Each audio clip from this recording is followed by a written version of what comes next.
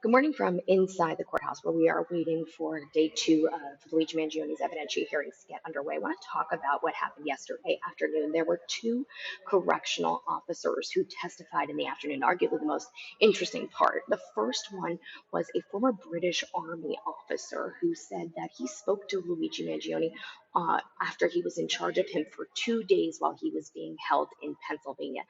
During that, he said Luigi was held in a cell with plexiglass doors, so they were able to have a conversation. And he had been told by his superintendent not to have another Epstein-like incident, essentially make sure that he doesn't kill himself.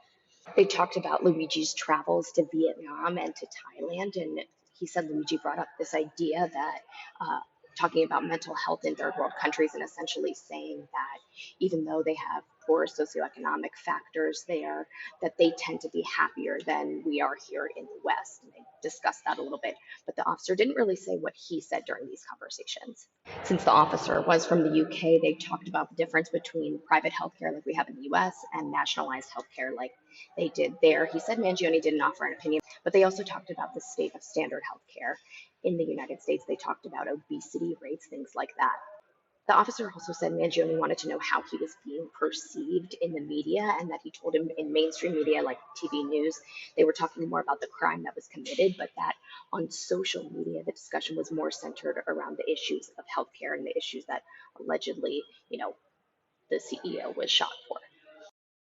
He also said that Mangione was kind of disappointed that he was being compared to Ted Kaczynski by some in the media. Other corrections officer Matthew Henry testified that Mangione told him that he was carrying a 3D printed gun in his backpack. This is some of the evidence that the defense is trying to get thrown out. He also said he was carrying foreign currency and that he was a foreign spy.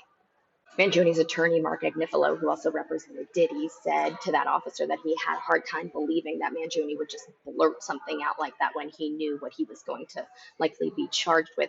The officer also said that he never reported any of this information to his superiors. We've gotten through 5 of the prosecution's witnesses so far. There's expected to be 20 in total, and then just, I think, about 3 from the defense.